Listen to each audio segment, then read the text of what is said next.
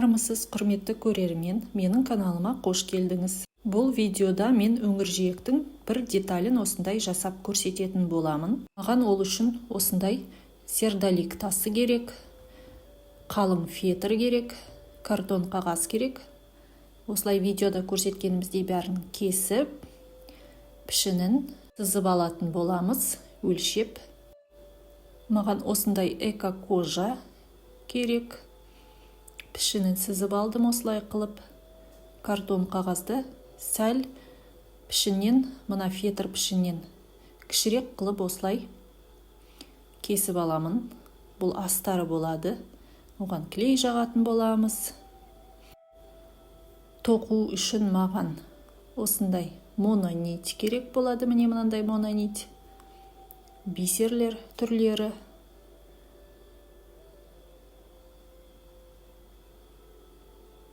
Канитель керек, осындай қатты канитель, жесткий канитель индийский. Мен осындай инемен тоқитын боламын. Вышивканы осындай инемен жасаймын. Осындай инемен көмкеріп, қазір тасты көрсететін боламын, қалай істеу керек екенін. Және осындай японский бисер керек. Менің видеом МК сабақ сіздерге қажет болса, менің видеома қарап, өздеріңіздің фантазияларыңыз бойынша осындай өңіржиек жасасаңыздар болады. Бұл видеоны мен 2 бөлімге бөлетін боламын. Әйтпесе ұзақ болып кететін түрі бар. Мұндай видео сабақтарды сатып алмай-ақ, осындай тегін сабақтардан, мастер-класстардан қарап үйренсеңіздер болады. Мен каналыма осындай сабақтарды түсіріп отыратын боламын. Тегін. Сондықтан менің каналыма жазылып, лайк басып отырыңыздар. Іске сәттеп бастайық. Моно жібімізді инеге сабақтап бастайық. Осылай шығарып аламыз инені. 2 бисерді аламыз. Және де тоқып бастаймыз осылай. Өткіземіз. Видео түсірген кезде өстіп шатасады кішкене. Моно жіп осылай шығарып аламыз дағыны. Осы 2 бисердің ортасынан инені қайтадан өткіземіз. Инені қайтадан өткізіп аламыз. Қазір көрсетемін бұлай. Ортасынан өтеміз дағыны. Ары қарай бисердің ортасынан өткізіп, осылайынан өткізіп алып, ары қарай тағы да 2 бисер алып, осы сызған домалақ пішінді тасты ортасына осылай қойып алсаңыздар болады. Мен тасты жабыстырған жоқ, мен жабыстырмай көмкеретін боламын бисермен. Басында қиын болады, бірақ қолдарыңыз жаттатқан соң оңай болып кетеді. Бисерді осылай тіккен кезде бәрі домалақ пішінге ары-бері жылжып кетпей тігінен түсу керек, кірпіш қалаған сияқты болады. Бәрі осы айналдырып, осы тасты айналып, әдемі айналып тұру керек.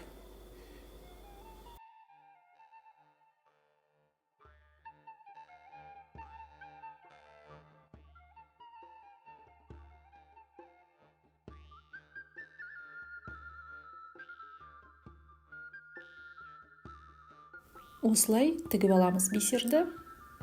Тағы да жіппен бір айналдырып өтіп шығамыз. Осылай бисердің айналдырып өтіп шығамыз мононитпен. Ол мықты болып тұру үшін.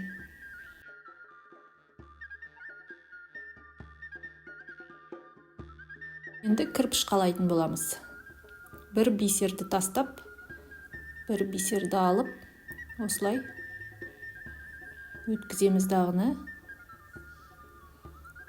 Бір бисерден өтіп, тастап, тағы бисер алып, осылай кірпіш қалап шығамыз. Через одну дейді ғой. Осылай тағы да бір қатар жүргізіп шығамыз. Осылай.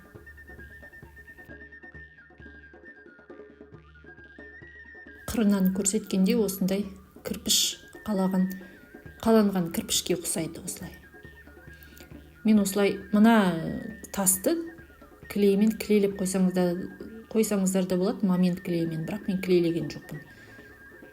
Ол тоқып ана кірпіш қалап шыққан кезде ол ішінде қалып қалады. Қазір көретін боласыздар қалай қалып қалатынын. Осылай бір қатар жүргізіп шығамыз. Былай қараған кезде түсініксіз болып тұрған сияқты, шашырап бәрі. Енді жасыл түсті бисерді аламыз. Бұл бисердің көлемі сәл кішірек. Мына японский сары бисерге қарағанда кішірек болады. Сол кішірек болғаны бізге керек. Сол кезде мына пішін кішірейеді де, тас ортада қалып қалады.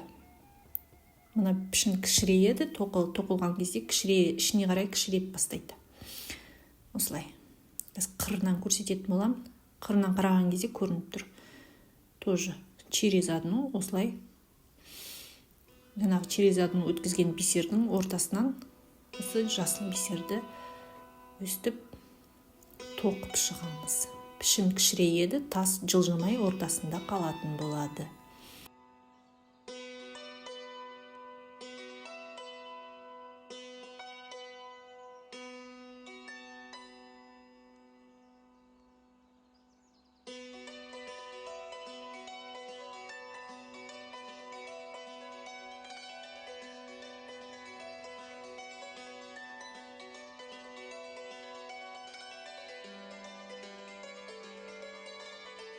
Міне осындай болады. Мына жасыл түсті бисеріміз бұл үшінші қатар. Үшінші қатар болып көрініп тұр. Енді тағы да бір қатар жасыл түсті бисермен өткізіп шығатын боламыз. Тағы да бір қатар. Егер монониттеріңіз таусылып бара жатса, осылай артына өтіп, түйіп, қайта ұзынырақ басқа жіп сабақтап, қатты ұзын сабақтамаңыздар. Мононит шатаса береді. Қатты ұзын болмай, осылай закрепка жасап, басқа жіп сабақтап, ары қарай тоқи бересіз. Үшінші қатардағы жасыл бисерді тағы да бір қатар жасыл бисер алып, көмкеріп шығатын боламыз. Мына тас ортасында қалды, жылжымай тұр міне. Осылай ешқайда қашпайды, түсіп қалмайды. Қорқпаңыздар, ол түсіп қалмайды, ол тоқылып ішінде тұр. Ешқайда да қашпайды, тұрады. Тағы да бір қатар жасыл түспен тоқып шығамыз.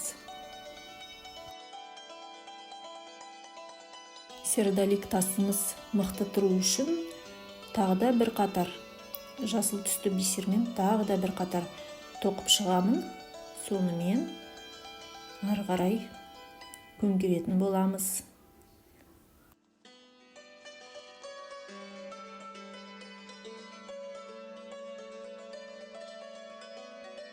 Міне осындай көзге ұқсайды, осындай көз болып шықты. Енді мына мононитті бисерлерінің, ана сары бисердің орталарынан қатар қылып, ортасынан бір қатар өткізіп аламыз, мықты болып тұру үшін. Ары қарай бізге канитель керек болады. Мына канитель сәл созып аламыз. Бұл созылады, қатты созып жібермей, керегінше сәл осылай созып аламын. Созып, керегінше кесіп алатын боламын.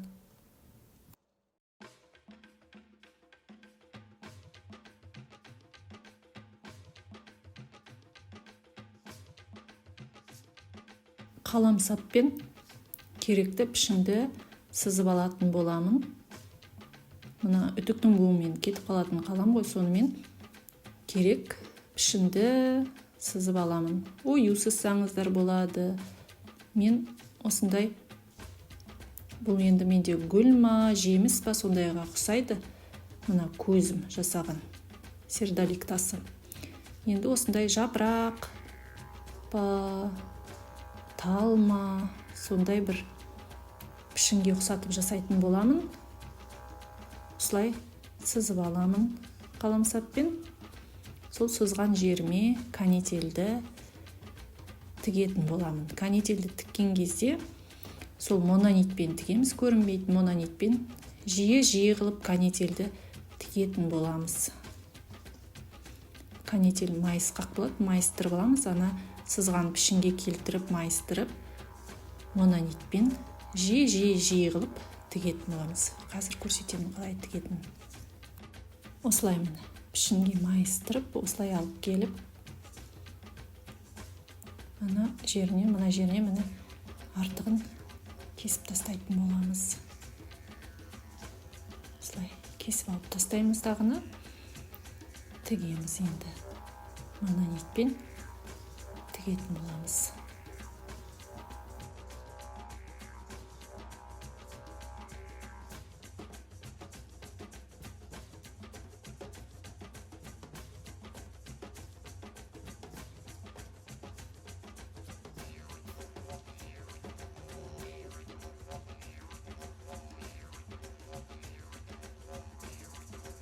Міне осылай тігіп алдым канителді. Менде 3 қатарлы канитель болды.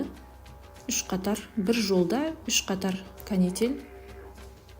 Осылай үстілеріне қабаттап тігіп алдым. Енді мына кішкентай жерін сіздерге анықтап көрсететін боламын. Осылай қолымызға керек пішінді, керекті ұзындықтағы канительді аламыз. Сол қолымызбен ұстап тұрамыз дағыны, оң қолымызбен тігетін боламыз.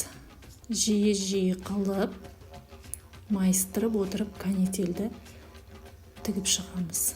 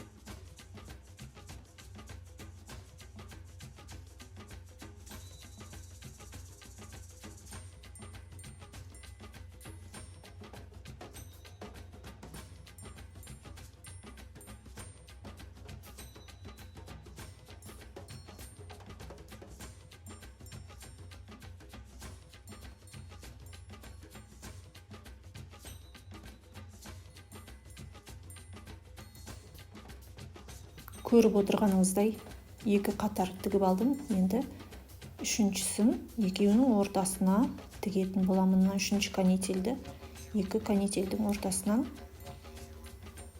былайынан қойып алып, тағы да бір тігіп шығамын. Жиі қылып, көтеріліп кетпеу керек, көтеріліп тұрмау керек.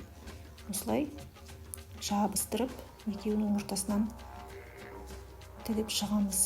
3D-ға ұқсайды. 3D узор болып шығады сол кезде. Осылай тігіп шығамыз.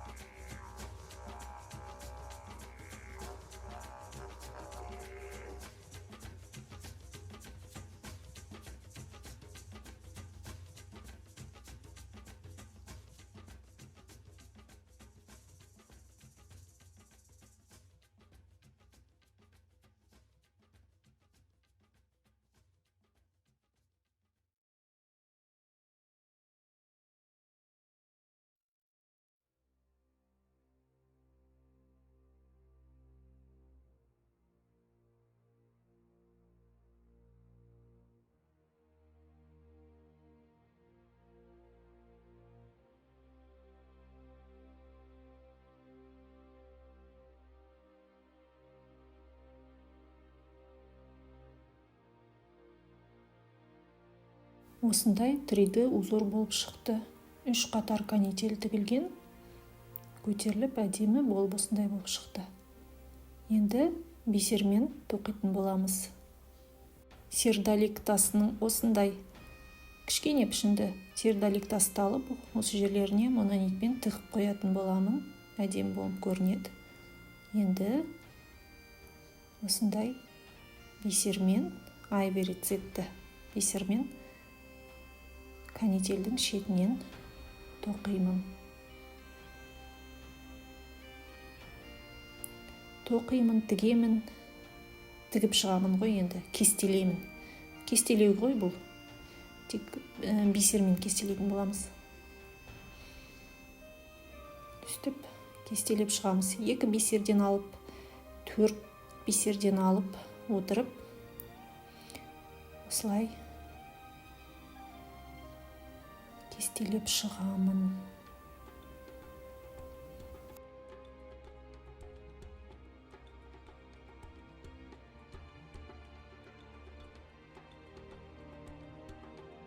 Міне осындай болып шығады. Енді ары қарай жасыл түсті бисермен осындай жапырақ сияқты, анау жапырақ сияқты қылып, 2 қатар мына жеріне тығып қояйын деп тұрмын. Бұл жерде енді импровизация ғой. Сіздер оюдың түрін осылай өздеріңіздің фантазияңызға қарай осылай жасай бересіз.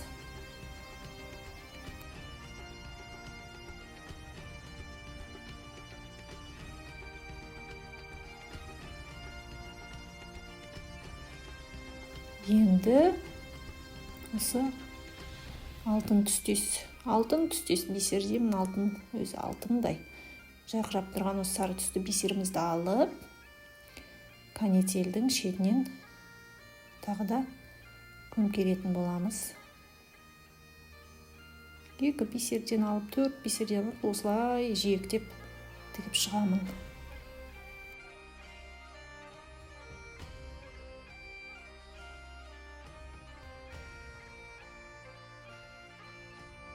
Міне осындай ою пайда болып келе жатыр.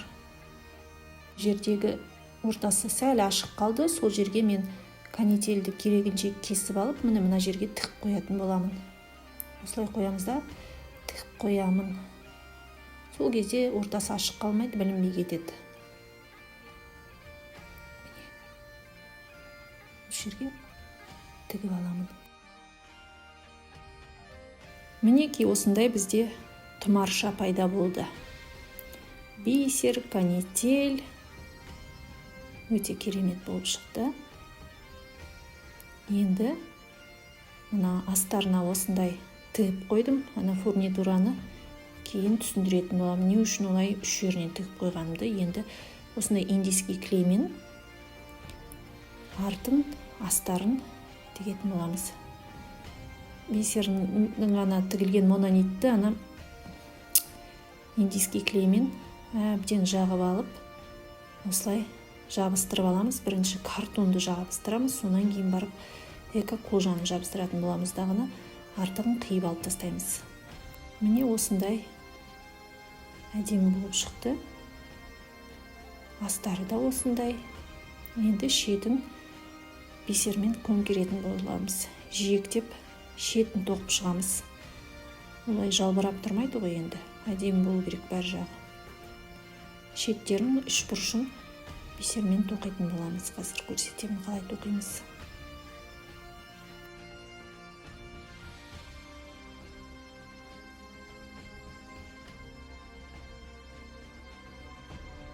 Осы Миюки бисері. Бұл жерде көп қолданылды ма осы бисерді?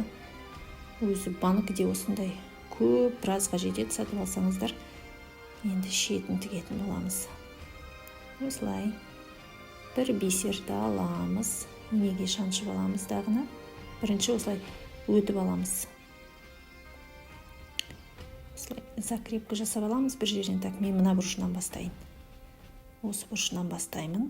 Жиектеуді бисермен көмкеру дейміз ба, жиектеу дейміз ба. Осылай бір бисерді аламыз дағыны. Кірпіш сияқты.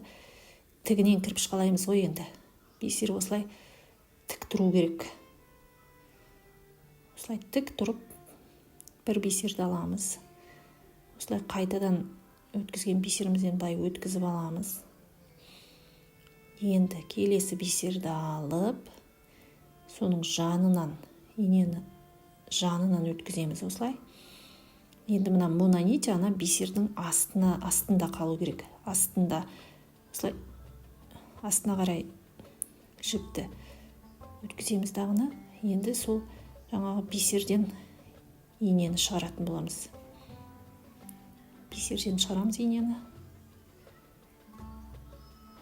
Мына инеден шығарамыз. Осылай, міне. Осылай жиектеп тігіп шығамыз. Жиектеп тігіп аламыз осылай. Ана сонда мына ортасы көрінбей жабылып қалады.